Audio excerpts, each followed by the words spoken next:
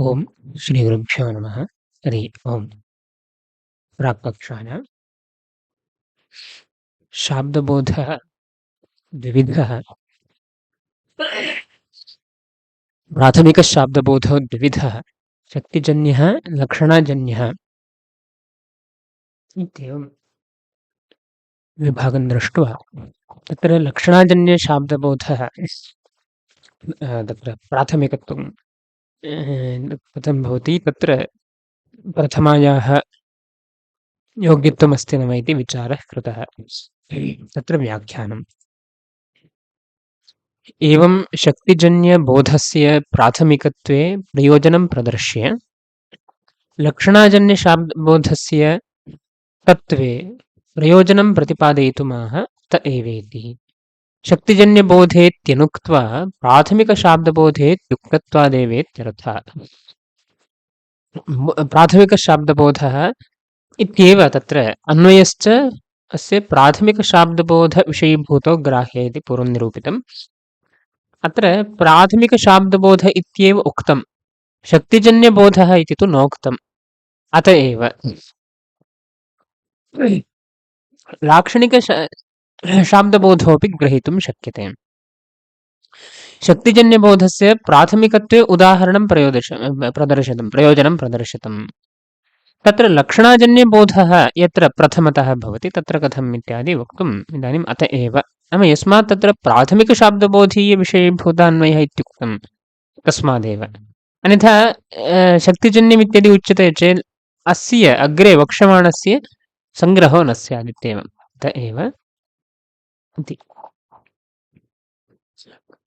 करणत्वस्य अनुक्तौ यत्र अन्वयानुपपत्तिरस्ति प्रथमान्तेन तत्र तिङादिभिः तत्र करणत्वं न अभिहितम् अस्यां स्थितौ इति। तस्य स्वान्वयी क्रियापदेन अप्रतिपादने इत्यर्थः।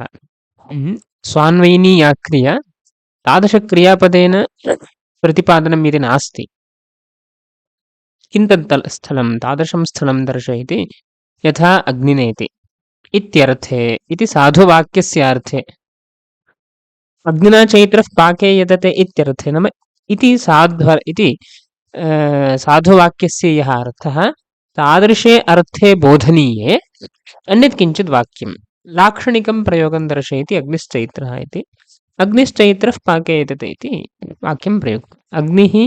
अग्निना चैत्रः पाके यतते इति वाक्यस्य यः अर्थः तादृशे अर्थे बोधनीये अग्निश्चैत्रः पाके यतते इत्युक्तम् इत्यभिप्रायः। अत्र हि अग्निश्चैत्रः इति समुदाये, वाक्यसमुदाये प्रथमान्तोपस्थाप्यस्य अग्नेः यततिना अन्वय असम्भवादाः करणत्वेति।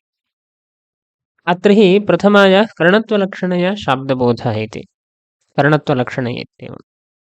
किमर्थं प्रथमान्तपदोपस्थाप्यस्य अग्नेः तत्र यततिना धातुना सह सम्बन्धः न वक्तुं शक्यते। धातुना नाम धातुर्थेन सह सम्बन्धः वक्तुं न शक्यते। अग्निर्न यतते अपि तु चैत्रः यतते, अतः अग्निः इति तु तत्र अन्वयं न प्राप्नोति इत्येवम् अर्थः। अतः लक्षणा स्वीक्रियते। लक्षणाजन्यबोधस्यैव प्राथमिकत्वम् उपपादयति अत्र हि अन्वय अनुपपत्त्यैव करणत्वलक्षणा इत्येवम् उक्तम्। अतः अन्वयानुपपत्त्या तस्याः स्वीकारात्। अतस्तत्र लक्षणातः पूर्वं शाब्दबोधा अभावात् इत्येवं, नाम अतः नाम अन्वयानुपपत्त्या यस्मात् तत्र लक्षणा स्वीकृता अस्ति तस्मात् लक्षणातः पूर्वं शाब्दबोधः एव न भवति। ततः पूर्वं लक्षणाजन्यबोधात् पूर्वम् इति। अयमेव बोधः प्राथमिको वाच्यः इत्यस्ति तत्र उच्यते। अयमेव बोधः लक्षणाजन्यबोधः एव प्राथमिको भवति इत्येवं लक्षणाजन्यबोधस्य प्राथमिकत्वम् उपपादितम्। प्रथमायाः अनुपपत्तिं दर्शयति न चेति न हि इत्यर्थः।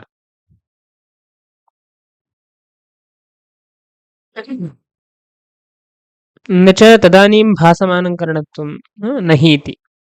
अस्य यतते इति पदेनोक्तम् इत्यत्र अन्वयः। यतते इति पदेन न हि तत्र एवं पङ्क्तिरस्ति न हि तदानीं भासमानं करणत्वं स्वान्वयीक्रियापदप यतते इति पदेनोक्तं यतते इति पदेन नोक्तं न हि उक्तम् इत्येवम् अन्वयः न च वाच्यमिति न हि उक्तं तत्र इत्येवम्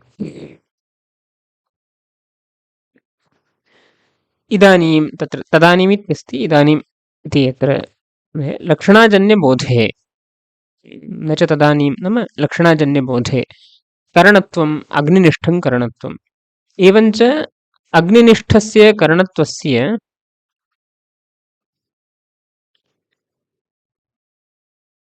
एवञ्च अग्निनिष्ठस्य करणत्वस्य स्वान्वयिक्रियावाचिपदेन अनुपस्थापनात् तत्र प्रथमा न प्रवर्तते इत्येवम् अग्निनिष्ठं यत् करणत्वं तत् स्वान्वयिक्रियावाचिपदेन न उपस्थापितं यतते इत्यनेन अतः तत्र प्रथमा न युज्यते इत्यभिप्रायः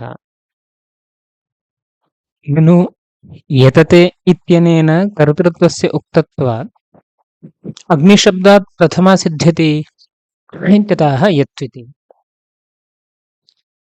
यतते इत्याख्यातेन कर्तृत्वम् उक्तं तद्वशात् अग्निशब्दस्य प्रथमा वक्तुं शक्यते अग्नेः कर्तृत्वम् इत्यादाय इति चेत् तदपि न किमर्थं यतते इति पदेन यत् कर्तृत्वम् उक्तं तद् न अग्निवृत्ति किन्तु चैत्रवृत्ति अतः अग्निशब्दात् प्रथमा न प्रवर्तते यद्यपि यतते इत्यनेन कर्तृत्वम् उक्तं तथापि तत् अग्निवृत्तिकर्तृत्वं नास्ति चैत्रवृत्तिकर्तृत्वं तत्र उक्तमस्ति इत्येवम्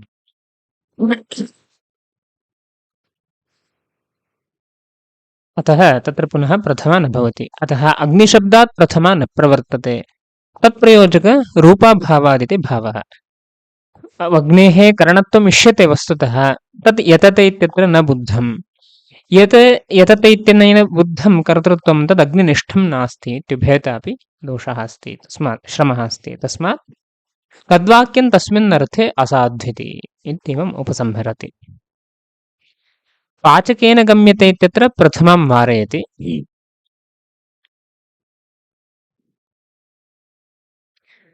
उक्तविधं तत्र विचारः अत्रैव पूर्वम् आरब्धः आसीत् पाचकेन गम्यते यदा लक्षणं निरूपितं तदुत्तरकाले अस्मिन् स्थले विचारः आरब्धः आसीत् पूर्वं तत्र शक्तिजन्यबोध इत्यादि अन्वयश्चास्ति इति एतदर्थमेव वस्तुतः इदम् अयं विचारः आरब्धः इति वक्तुं शक्यते तत्र उक्तविधं गमनक्रियानिरूपितमित्यर्थः उक्तविधं तद्वृत्तिकर्तृत्वम् इति अस्ति तत्र गमनक्रियानिरूपितं कर्तृत्वम् इति गम्यते पाचकेन गम्यते इति स्थलीयं कर्तृत्वं तद्वृत्ति पाकक्रियाश्रयपुरुषवृत्ति पाकक्रिया पाचकवृत्ति इत्यर्थः पाकक्रियाश्रयः यः पुरुषः पाचकः तद्वृत्ति यत् कर्तृत्वं तद् गम्यते गमनक्रियानिरूपितं तत्र पाचकपदे युक्तैव तत्र तृतीया इति पाचकपदे तृतीया युज्यते इत्येवं पुनः स्वाप्रत्ययसमभिव्याहारे दोषं वारयति एवमिति चैत्रेण भुक्त्वा गम्यते पाचकेन गम्यते इति स्थले तत्र उक्तं चैत्रेण भुक्त्वा गम्यते इत्यस्मिन् स्थले पुनः त्वाप्रत्ययेन कर्तृत्वम् अभिहितं प्रथमा स्यात् इत्येवं तत्र गमनक्रियायामेव इति चैत्रनिष्ठकर्तृत्वस्य स्वान्वयि गमनक्रियाप्रतिपादकेन गम्यते इत्यनेन अनभिहितत्वेन अभिहितत्वनिबन्धना प्रथमा न भवति किन्तु अनभिहितत्वनिबन्धना तृतीया एव इति न दोषः तत्र चैत्रेण भुक्त्वा गम्यते इत्यस्मिन् स्थले गमनक्रियायामेव अन्वयः स्वीक्रियते चैत्रस्य तत्र तु कर्तृत्वं नाभिहितं चैत्रनिष्ठं तस्मात् चैत्रनिष्ठकर्तृत्वस्य स्वान्वयि गमनक्रिया स्वान्वयिनी या गमनक्रिया तत्प्रतिपादकेन गम्यते इत्यनेन पदेन अनभिहितत्वमस्ति अतः तत्र प्रथमा न प्रवर्तते अभिहितत्वनिबन्धना प्रथमा न भवति किन्तु अनभिहितत्वनिबन्धना तृतीयैव भवति इति दोषो नास्ति एवञ्च स्वान्वयी क्रिया प्रतिपादकपदेन इत्यादि रीत्या विशिष्य अभिहितत्वं निर्वाच्यम्। स्वान्वयी क्रिया इत्यादिकम् उच्यते चेत् पाचकेन गम्यते, चैत्रेण पक्त्वा गम्यते, भुक्त्वा गम्यते इत्येतेषु स्थलेषु यद्यपि तत्र क्वचित् अभिधानमस्ति, केनचित् पदेन अनभिधानमस्ति इत्येवं तत्र किं कर्तव्यं तृतीयद्वितीयम् इत्यादि जिज्ञासायां तत्र स्वान्वयी क्रिया इत्येवं रीत्या लक्षणपरिष्कारे क्रियमाणे दोषो न भवति, संशयादिकं न भवति इत्येवं तावत् तत्र निरूपितम्।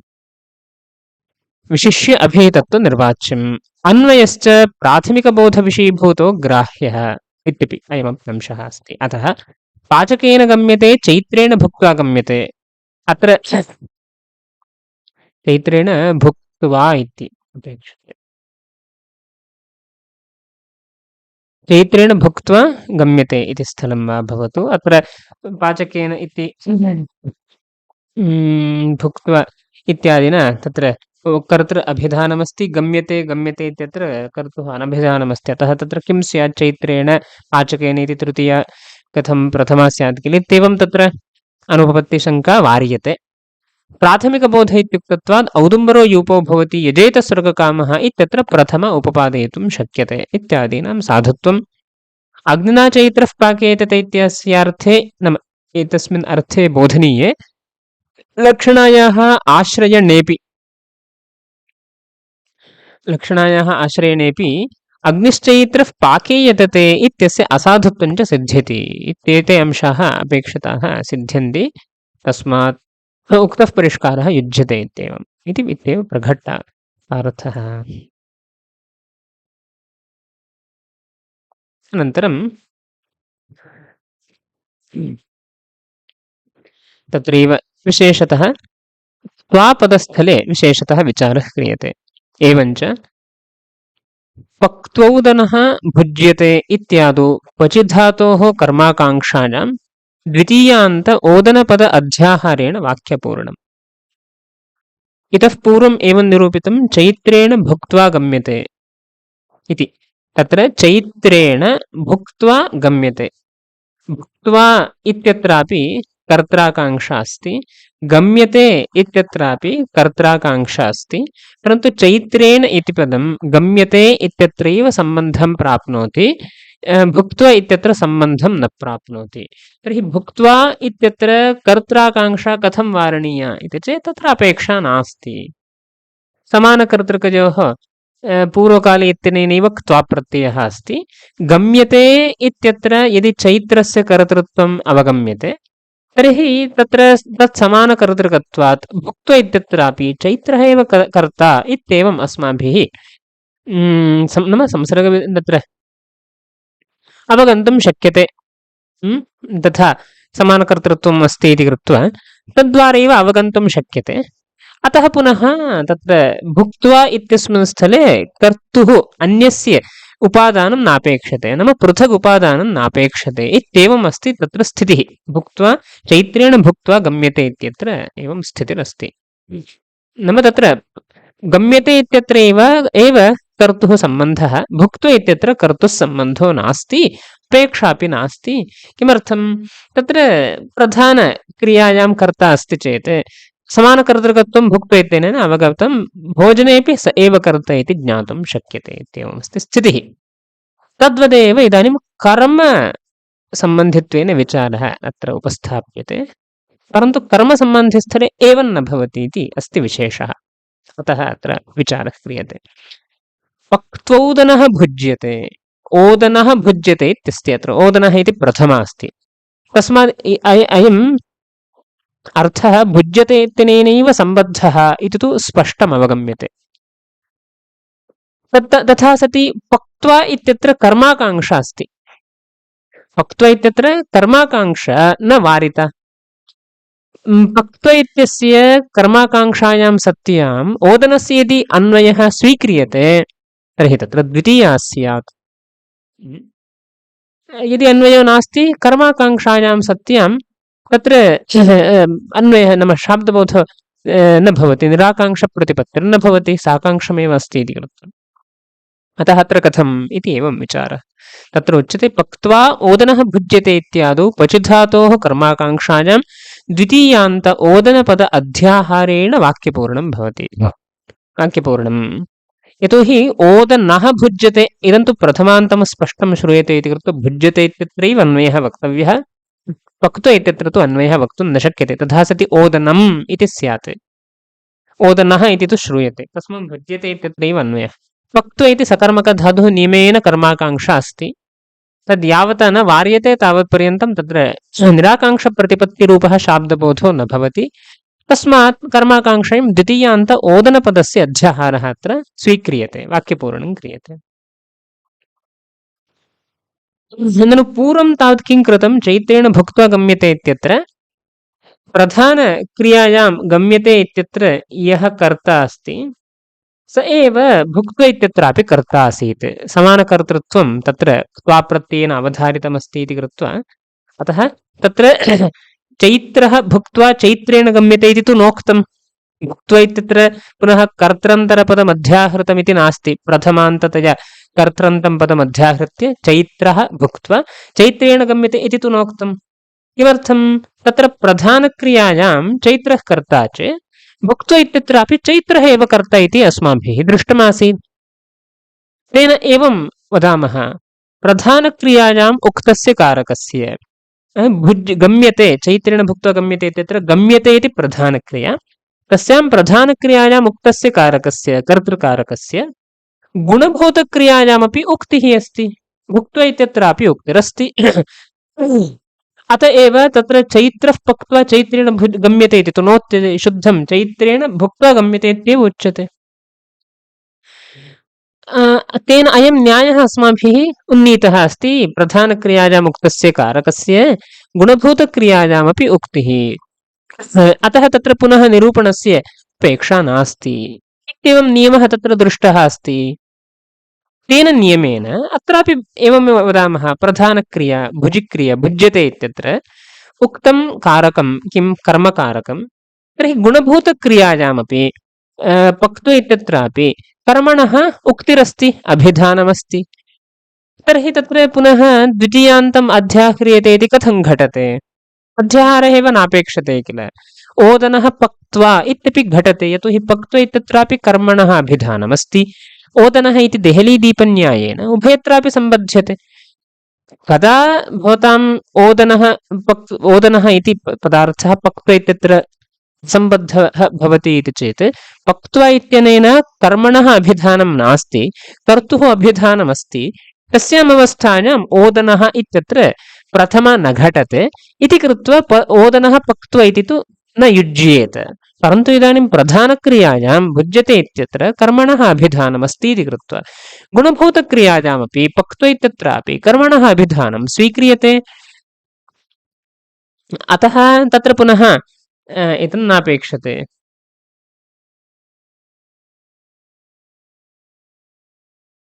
किन्नापेक्षते इति चेत् पुनः ओदनम् इति द्वितीयान्तं पदम् अध्याह्रियते इति तु नापेक्षते।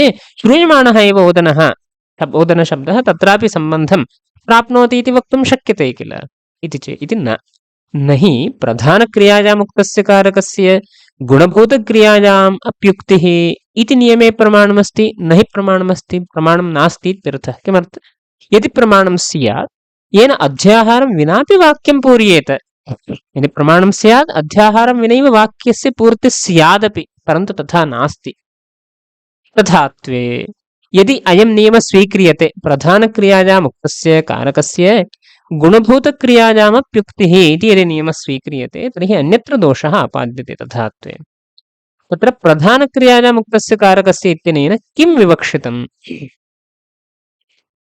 प्रधानक्रियायां गुणभूतक्रियायां च भिन्नं भिन्नं कारकं, भिन्नं कारकं नाम वस्तुतः कर्म एव, नाम कर्मत्वादिकारकमेव, परन्तु कर्मत्वाश्रयः भिन्नः भिन्नः।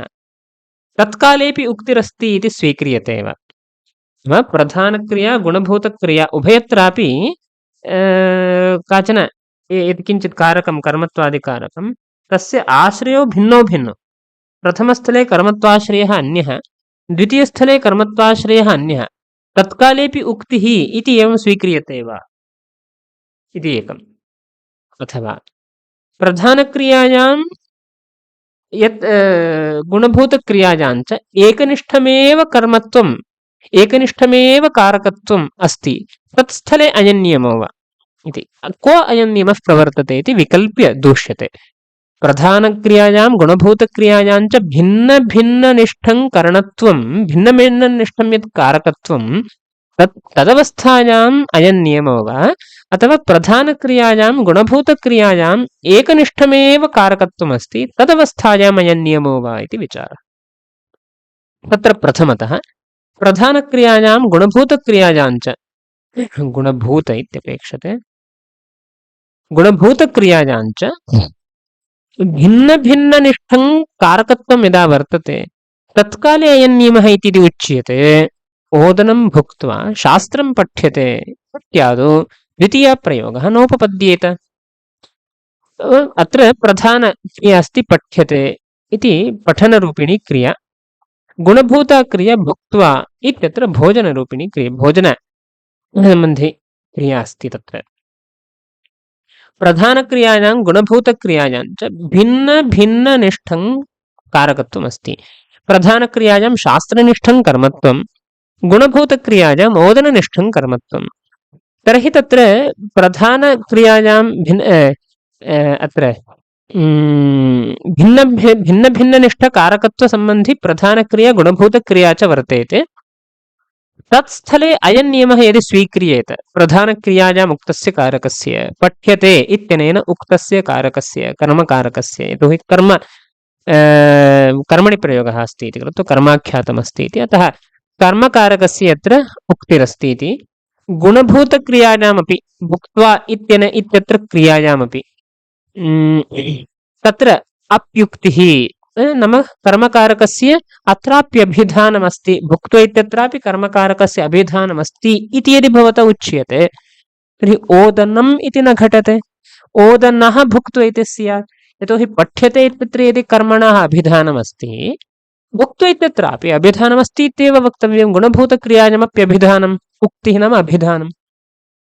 तथा सति भुक्त्वा इत्यत्र कर्मणः अभिधानमस्ति इति कृत्वा ओदनम् इति द्वितीया न घटते, ओदनः इति प्रथमा स्यात्। तदेव द्वितीया प्रयोगः नोपपद्येत इति एवं दोषः। अतः भिन्नभिन्ननिष्ठ कारकत्वसम्बन्धी इति वक्तुं न शक्यते।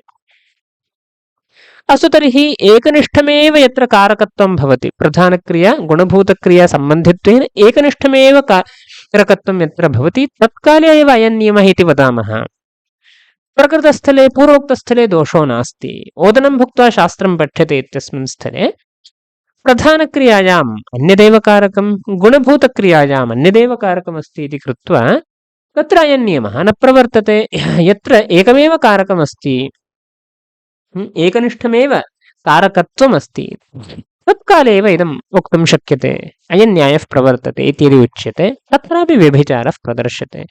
श्रुत्वाप्यर्थं नानुमतः तेन सः अर्थः कुबुद्धिना इति वाक्यं। तेन कुबुद्धिना, अयं कश्चित् मन्दमतिः अस्ति, तेन पुरुषेण अर्थं श्रुत्वापि अयमर्थः नानुमतः न गृहीतः, बहुधा श्रुत्वापि अर्थः तेन न गृहीतः इत्येवं कुबुद्धिना, मन्दमतिः यः पुरुषः तेन अयमर्थः बहुधा श्रुतः चेदपि तत्र न गृहीतः सम्यक्तया इत्येवम् अभिप्रायेण अस्ति। तत्र नानुमतः इति प्रधानक्रिया, न अनुमतः इति प्रधानक्रिया, कर्मणि प्रयोगः अस्ति इति कृत्वा तत्र प्रधानक्रियायां कर्मकारकस्य अभिधानमस्ति। गुणभूता श्रुत्वा इति श्रवणरूपिणी क्रिया, प्रधानक्रियायाम् उक्तस्य कारकस्य। अत्र प्रधानक्रियायाः कारकः अपि अर्थः, कारकम् अपि अर्थः, कर्मकारकम् अर्थः, गुणभूतायाः अपि कर्मकारकम् अर्थः। अर्थं श्रुत्वा अर्थः न अनुमतः, उभयत्रापि एकनिष्ठमेव कर्मत्वम् अस्ति। पूर्वं भिन्नभिन्ननिष्ठं कारकत्वम् आसीत्, तत्स्थले अयं नियमः न प्रवर्तते। एकनिष्ठ कारकत्वस्थले एव अयं नियमः प्रवर्तते इत्यदि उच्यते चेत् अत्र एकनिष्ठमेव कर्मत्वमस्ति, कारकत्वमस्ति। नानुमतः इति प्रधानक्रियायामपि अर्थस्यैव कर्मत्वं, श्रुत्वा इति गुणभूतक्रियायामपि अर्थस्यैव कर्मत्वं मिगस्ति। तथापि तत्र गुणभूतक्रियासम्बन्धि अर्थशब्दस्थले द्वितीया विभक्तिर्दृष्टा। किमपेक्षते? प्रधानक्रियायाम् अनुमतः इत्यत्र अनुमतिक्रिया अस्ति, प्रधानक्रिया। तादृश अनुमतिक्रियायाम् उक्तस्य कारकस्य कर्मकारकस्य कर्मणि प्रत्ययः अस्ति, कर्मकारकस्य, अतः अत्र अर्थः इति प्रथमा युज्यते। तादृशकर्मकारकस्य गुणभूतक्रियायामपि श्रुत्वा इति गुणभूतक्रियायामपि उक्तिरस्ति। तर्हि श्रुत्वा इत्यत्र कर्मणः अभिधानमस्ति इति स्वीकार्यं लक्षणया। श्रुत्वा इति लक्षणया कर्म बोधयति इति जातं। तर्हि श्रुत्वा इत्यत्र कर्मणः अभिधानमस्ति इति कृत्वा अर्थः श्रुत्वा इति स्यात्। श्रुत्वाप्यर्थः नानुमतस्तेन सोऽर्थः कुबुद्धिना इति अत्र अर्थः श्रुत्वा इति स्यात्, अर्थं श्रुत्वा इति न स्यात्। एकः एव एकनिष्ठमेव कारकत्वम् अस्ति। गुणभूतक्रियाणामपि कर्मणः अभिधानं भवति भौतोक्तन्यायेन, तथा सति अर्थम् इति द्वितीया न स्यात्, तदेव उच्यते। इत्यादौ द्वितीया प्रयोगो नोपपद्येत। अतः अयं नियमः नाङ्गीकार्यः इति, अयं नियमः न प्रवर्तते वस्तुतः। तर्हि अत्र पूर्वं चैत्रेण भुक्त्वा गम्यते इत्यत्र दृष्टं किल। गम्यते इति प्रधानक्रियायाम् उक्तस्य कारकस्य कर्तृकारकस्य, गुणभूतक्रियायामप्युक्तिः, यतोहि तत्र गुणभूतक्रियायां चैत्रः इति प्रथमान्तं पदं नैव युज्यते, तृतीयान्तमेव भवति। यदि अत्र पुनः उक्तिर् न स्वीक्रियते तर्हि तत्र श्रमः स्यात् किल इति चेत् तत् पूर्वमेव अस्माभिर्वारितं। चैत्रेण इत्यत्र गम्यते इत्यत्रैव अन्वयः इत्येवम् उक्तवारितम्। अतः तत्स्थलाभिप्रायेणापि अयं नियमः नापेक्षते इत्येवम्। अस्मिन्नपि स्थले पक्वोदनः भुज्यते इत्यत्रापि नैव प्रवर्तते, नियमः एव नास्ति। परन्तु तत्र पक्त्वा इत्यत्र तु कर्माकाङ्क्षा तु अस्ति सकर्मकधातुत्वादेव। तर्हि अत्र अध्याहारः आवश्यकः। श्रूयमाणः शब्दः तत्र अन्वयं न प्राप्नोति। यदि प्राप्नुयात् तर्हि द्वितीयान्तं तत्पदं स्यात्। सकर्मकधातूत्तरक्त्वाप्रत्ययस्थले द्वितीयान्तपद अध्याहारेऽपि अन्यथा शाब्दबोधः एव न भवति। कर्तृविशेषवाचि पदं विनापि शाब्दबोधोपपत्तेः। क्व चैत्रेण भुक्त्वा गम्यते इत्यत्र कर्तृपदं विनापि, अत्र कर्तृविशेषवाचि पदं विनापि किमर्थं? प्रधानक्रियायां कर्ता कश्चन लब्धः, तर्हि गुणभूतक्रियायां समानकर्तृत्वे, यतोहि क्त्वा प्रत्ययः अस्ति, समानकर्तृत्वम् अर्थः, तर्हि गुणभूतक्रियायां स एव इत्यर्थ अवश्यम् अर्थतः स्पष्टतयैव अवगम्यते इति कृत्वा कर्तृविशेषवाचि पदमेव नापेक्षते तत्र। अतः तद्विनापि शाब्दबोधो भवति। अतः तत्र बाधकं किञ्चित् नास्ति, अध्याहारस्य अपेक्षा नास्ति, अध्याहारः नैव कर्तव्यः इत्येव इति प्रयोगे किञ्चित् बाधकं नास्ति इत्येवं निरूपितम्। अनन्तरं काले तत्र व्याख्यानं। ननु पक्त्वोदनः भुज्यते इत्यत्र एकस्यैव ओदनरूपकर्मणः उभयक्रियान्वयेन पक्त्वा इति क्रियावाचकपदेन कर्मत्वस्य अनभिधानात्, ततः द्वितीयापत्तौ अभिहितत्वाभावात् प्रथम अनापत्तिरित्यतः एवञ्च इति यद्वृत्तिकारकत्वमित्याद्यर्थस्य आवश्यकत्वे च इत्यर्थः। पक्तोदनः भुज्यते इत्यस्मिन् स्थले ओदनस्य भोजनेव अन्वयः, ओदनरूपकर्मणः उभयक्रियान्वयः अपेक्षते। भोजनेनापि सह सम्बन्धः अपेक्षते, पक्त्व इत्यनेनापि सह सम्बन्धः अपेक्षते, यतोहि उभयं धातुद्वयमपि तत्र सकर्मकमस्ति इति कृत्वा उभयत्रापि कर्मणः आकाङ्क्षा नियता अस्ति। तस्मात् अतः पक्त्वा इत्यत्र तु क्रियावाचकपदेन कर्मत्वस्य अभिधानं नास्ति, कर्तृत्वाभिधानमस्ति, कर्मत्वाभिधानं तु नास्ति। अतः तत्र द्वितीया स्यात्, ओदनं पक्त्वा इति अभिहितत्वं नास्ति इति कृत्वा प्रथमा न स्यात्, ओदनः इति प्रथमा श्रूयते। भुज्यते इति प्रधानक्रियायामेव ओदनस्य अन्वयः स्वीक्रियते चेत् पक्त्व इत्यत्र पुनः साकाङ्क्षत्वमेव स्यात् इत्येवम् उभयतापि श्रमः अस्ति। अतः तद्वारणार्थम् एवञ्च इति यद्वृत्तिकारकत्वम् इत्याद्यर्थस्य आवश्यकत्वे च इत्यादौ तु इति भुज्यते इत्यादौ तु इति तत्र वैलक्षण्यं चैत्रेण भुक्त्वा इत्यस्मात् वैलक्षण्यं वक्तव्यं। चैत्रेण भुक्त्वा इत्यत्र तु प्रधानक्रियायाम् अन्वयः गुणभूतक्रियायां पुनः अन्वयः नास्ति, अध्याहारोऽपि नास्ति। अत्र कर्मस्थले तु अध्याहारो भवति इत्येवम्। अतः वैलक्षण्यप्रतिपादनार्थं तु शब्दः तत्र अध्याहारः वाक्यपूरणमिति। तथा च अध्याहृत ओदनपदस्यैव इत्यत्र अन्वयात् प्रथमान्त ओदनपदप्रतिपाद्य ओदनवृत्तिकर्मत्वस्य भुजिक्रियायामेव अन्वयात् न पचिक्रिया स्वान्वयिनी। स्वान्वयि भुजिक्रियापदेन कर्मत्वस्य अभेयतत्वात् तन्निबन्धना प्रथमा निराबाधा इति भावः। अत्र पक्वोदनो भुज्यते इत्यत्र सर्वं सुस्थं भवति कदा द्वितीयान्तम् ओदनपदम् अध्याह्रियते चेत्।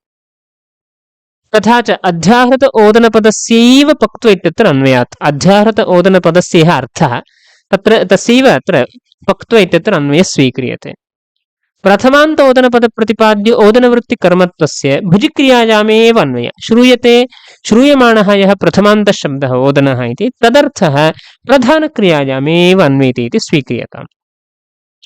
तस्य न पचिक्रिया स्वान्वयिनी पक्त्व इत्यत्र अन्वयः न भवति। अतः स्वान्वयी क्रिया इति पक्त्व इति न भवति, भुज्यते इति।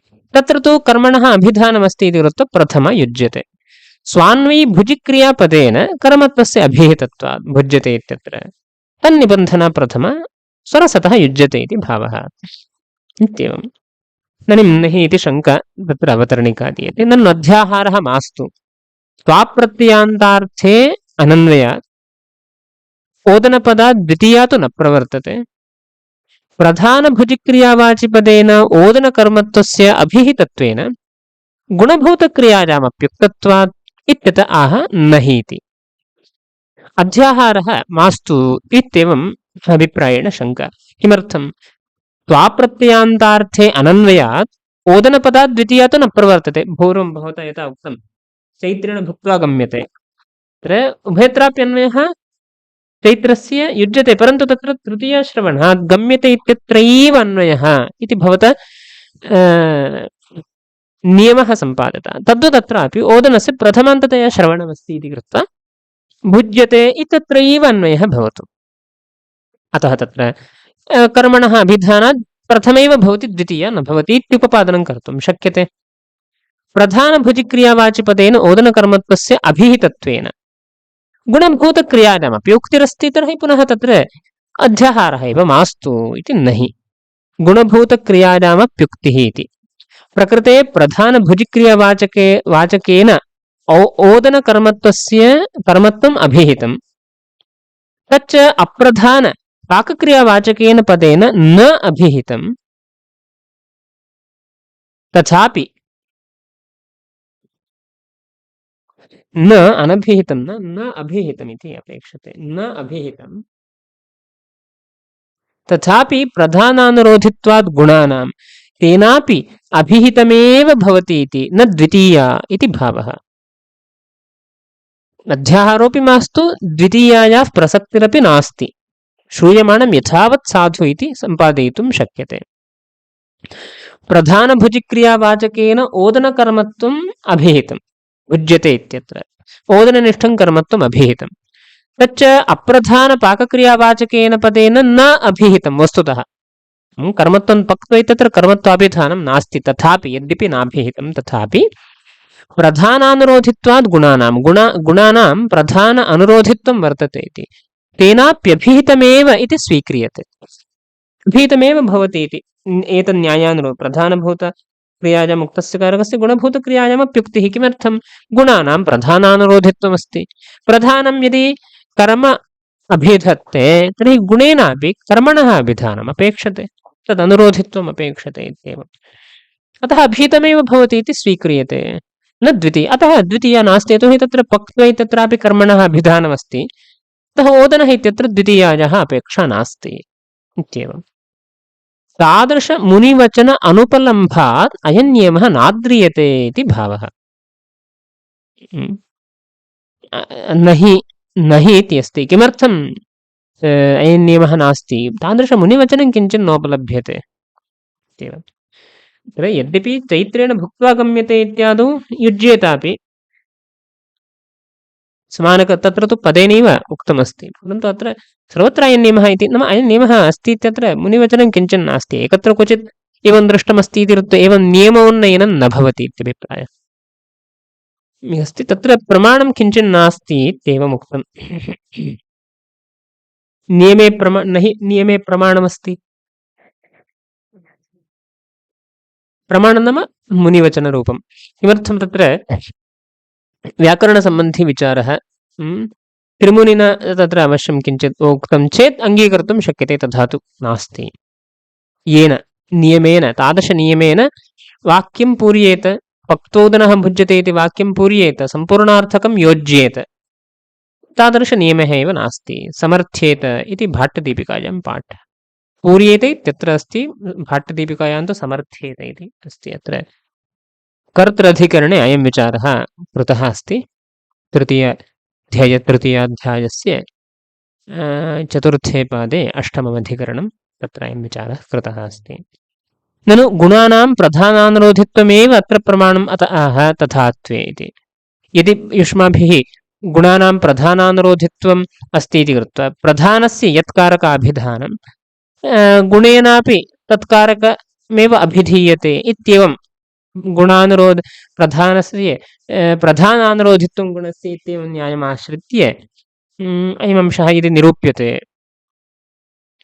तर्हि तत्र श्रमः अस्ति तथात्वे इति। तन्नियमस्वीकारेण गुणक्रियायामप्युक्तत्वे इत्यर्थः।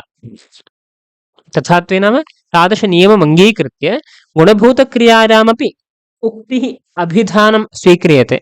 प्रधानेन अभीतकारकस्य गुणभूतक्रियायाम् अपि अभिधानं स्वीक्रियते चेदित्येवम्।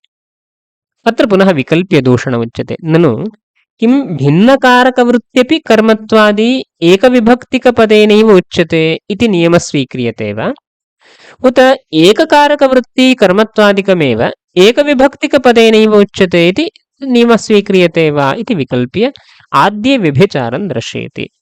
इदानीं मूले एव अस्माभिर्दृष्टं भिन्नभिन्नकारकवृत्तियत् कर्मत्वादिकं तत् एकविभक्तिपदेनैव उच्यते इति इत्येवं भवताम् अभिप्रायो वा, अथवा एकमात्रवृत्ति कर्मत्वादिकारकं तद् उच्यते इत्येवं वा इति। प्रथमं तावत् आद्ये व्यभिचारं दर्शयति। भिन्नकारकवृत्तिकर्मत्वादि ओदनं भुक्त्वा शास्त्रं पठ्यते। अत्र प्रधानभूतपठनक्रियान्वितशास्त्रवाचकपदे प्रथमायाः अभिहितत्वनिमित्तकायाः सत्त्वात् अप्रधानभुजिक्रियान्वित ओदनवाचकेऽपि प्रथमायाः एव न्याय्यतया द्वितीयानापत्रदोषः इति भवः। अत्र तावत् भिन्नभिन्नकारकवृत्तिकर्मत्वादि शास्त्रम् ओदनमिति भिन्नं भिन्नं भिन्नभिन्नकारक ओदन शास्त्ररूप भिन्नभिन्नकारकवृत्तिकर्मत्वादिकम् अस्ति। एकविभक्तिकपदेन उच्यते इत्येवं तत्र नियमः स्वीक्रियते। तथा सति पठ्यते इत्यत्र कर्मणः अभिधानमस्ति। प्रधानभूतपठनक्रियान्वित शास्त्रवाचकपदे प्रथमायाः अभिहितत्वनिमित्तकायाः सत्त्वात् शास्त्रमित्यत्र अभिहितनिमित्तकप्रथमा अस्ति। तर्हि प्रधानक्रियायाम् उक्तस्य कारकस्य कर्मणः भुक्त्व इत्यत्रापि अभिधानं स्वीकार्यम्। अप्रधानभुजिक्रियान्वित ओदनवाचकेऽपि प्रथमा एव न्याय्या भवति इत्येवं रीत्या द्वितीया तत्र न स्यात् इत्येवम् आपत्तिः। अस्तु, तर्हि एककारकवृत्त्येव कर्मत्वादिकं यत्र भवति तत्रैव अयं नियमः इति उच्यते। तर्हि पूर्वोक्तस्थले दोषः वार्यते। एककारकवृत्ति नास्ति कर्मत्वं, भिन्नं भिन्नं कारकं। तथा सति अन्यत्र दोषः द्वितीये व्यभिचारं दर्शयति श्रुत्वाप्यर्थमिति। प्रधान अनुमतिक्रियान्वित अर्थवाचकपदे कर्मत्वस्य अभिहितत्वेन प्रथमायाः सत्त्वात् अप्रधान श्रवणक्रियान्वित अर्थबोधकपदेपि प्रथमैव स्यादिति भावः। एकमेव कारकम् एककारकवृत्ति कर्मत्वादिकमस्ति। अत्र प्रधान अनुमतिक्रिया नानुमतस्तेन सोऽर्थः इत्यत्र नानुमतः इत्यत्र प्रधान अनुमतिक्रियाया वर्तते। तदन्वितार्थवाचक पदे कर्मत्वस्य अर्थपदे अर्थः इत्यत्र कर्मत्वस्य अभिहितत्वेन प्रथमा तत्र अस्ति चेत् सैव विभक्तिः प्रथमा विभक्तिः श्रुत्वाप्यर्थम् इत्यत्राप्यपेक्षते। अप्रधानश्रवणक्रियान्वित अर्थबोधकपदेपि अप्रधानभूतश्रवणक्रिया श्रुत्वा इत्यत्र तदन्वितः यः अर्थः नाम कर्मत्वेन अन्वितः यः अर्थः अर्थ इति तद्वाचकं पदम् अर्थ इति तद्बोधकपदे अर्थपदेपि प्रथमेव स्यात्। श्रुत्वाप्यर्थः इति स्यात्, श्रुत्वाप्यर्थम् इति न स्यात् इत्येवम्। अतः उभयथापि श्रमः अस्ति। ततः द्वितीयाप्रयोगो नोपपद्येत इति। द्वितीयाप्रयोगः द्वितीयान्तपदघटितप्रयोगः इत्येवम्। अर्थम् इति द्वितीया श्रूयते, ओदनम् इत्यत्रापि द्वितीया श्रूयते। तादृशद्वितीयान्तपदघटितप्रयोगः न युज्येत। भवदुक्तनियमः अस्ति इति कृत्वा तत्र द्वितीया असाधुः स्यात्। ननु तुल्यन्यायात् चैत्रेण भुक्त्वा गम्यते इत्यत्र चैत्रः इति प्रथमान्तपदाध्याहारापत्तिरित्यतः अतः इति। तर्हि तत्रापि चैत्रेण भुक्त्वा गम्यते इत्यत्र चैत्रेण इत्यत्र गम्यते इत्यत्रैव अन्वयः। तर्हि भुक्त्वा इत्यत्र पुनः कर्त्राकाङ्क्षा अस्ति, तत्र पुनः प्रथमान्तं पदमध्याः क्रियेत तत्र आकाङ्क्षायां सत्यमिति चेत् तत्र तथा सम्बन्धो नास्ति। द्वितीयान्तोदनपद अध्याहारे एव तद्वाक्यस्य समर्थनीयत्वादिति।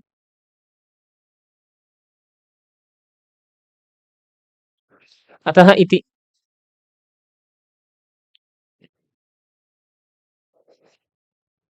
अतः सकर्मक धातूत्तर त्वाप्रत्ययस्थले द्वितीयान्तोदनपद अध्याहारेऽपि अध्याहारः क्व द्वितीयान्त ओदनपद अध्याहारे एव तद्वाक्यस्य समर्थनीयत्वात् इति। नाम कः अर्थः अत्र अस्मिन् स्थले उच्यते, अतः सकर्मकधातोत्तर, अतः नाम द्वितीयान्त ओदनपद तादृशस्थले एव ओदनपदाध्याहारे एव तद्वाक्यस्य समर्थनीयत्वं, तद्वाक्यस्य नाम पक्तोदनो भुज्यते इत्यस्य वाक्यस्य समर्थनीयम् इति नियमः अस्ति इति कृत्वा तत्र अध्याहारेऽपि पक्तो चैत्रेण भुक्तो इत्यत्र सा अपेक्षा नास्ति, यतोहि तत्र अध्याहारं विनैव भवति इत्यभिप्रायः। अतः नाम द्वितीयान्तोदनपदाध्याहारे एव तद्वाक्यस्य पक्तोदनो भुज्यते इति वाक्यस्य समर्थनीयत्वात् तत्र अध्याहारः स्वीकृतश्चेदपि चैत्रेण भुक्तो इत्यस्य अपेक्षा नास्ति, प्रथमान्तपदाध्याहारस्य अपेक्षा नास्ति। कर्तृविशेषेति तद्बोधकप्रथमान्ताध्याहारं विनापि इत्यर्थः। तत्र अध्याहारं विनापि अस्माभिः उपपादनं कर्तुं शक्यते इत्येवम् अभिप्रायः। किमर्थं भुक्त्वा इत्यत्र कर्तृत्वं समानकर्तृत्वं बुध्यते। तर्हि गम्यते इत्यत्र कर्ता लब्धश्चेत् भुक्त्वा इत्यत्र समानकर्तृत्वम् अर्थः अस्ति, शक्ति एव बुध्यते, तर्हि पुनः कर्तुः अपेक्षा नास्ति इत्येवम्। एवं त्वाप्रत्ययस्य समानकर्तृकत्ववाचित्वम् आश्रित्य प्रयोगाः समर्थिताः। एतावत्पर्यन्तं त्वाप्रत्ययस्य समानकर्तृकत्वम् अर्थः इत्येवम् आश्रित्य पक्तोदनः भुज्यते, चैत्रेण पक्त्वा गम्यते इत्येतेषु स्थलेषु उपपादनं कृतमस्ति। इतः ऊर्ध्वं त्वाप्रत्ययस्य भावमात्रार्थकत्वम् अभिप्रेत्य कथम् अर्थवर्णनं भवति इति निरूप्यते। तदग्रिमकक्षायां पश्यामः। नमस्कारः।